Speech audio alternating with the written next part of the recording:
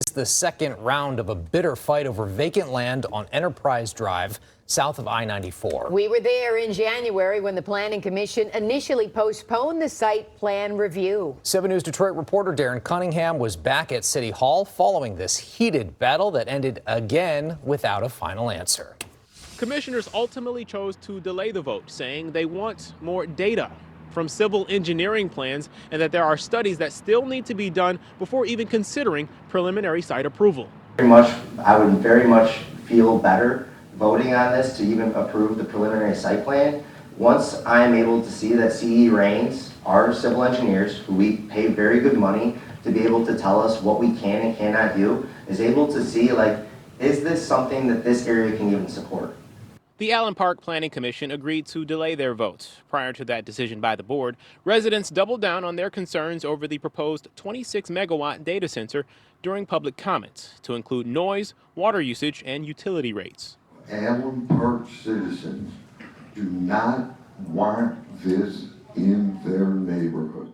The Planning Commission said the company behind the proposal, Solstice Data, has not completed ambient noise testing because we've had snow, and snow can dampen sound and therefore produce inaccurate measurements. So the company plans to conduct that study later. That's a prime example of why the Planning Commission voted to postpone preliminary approval.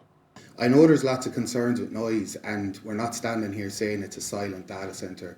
It will make noise, but it's within the regulation.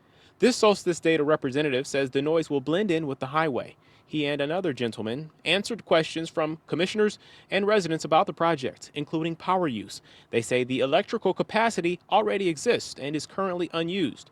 They say major electricity rate increases typically happen when large infrastructure upgrades are needed. But in this case, they say this project would only require building a feeder line. The vast majority of residents in attendance were pleased with Thursday night's outcome.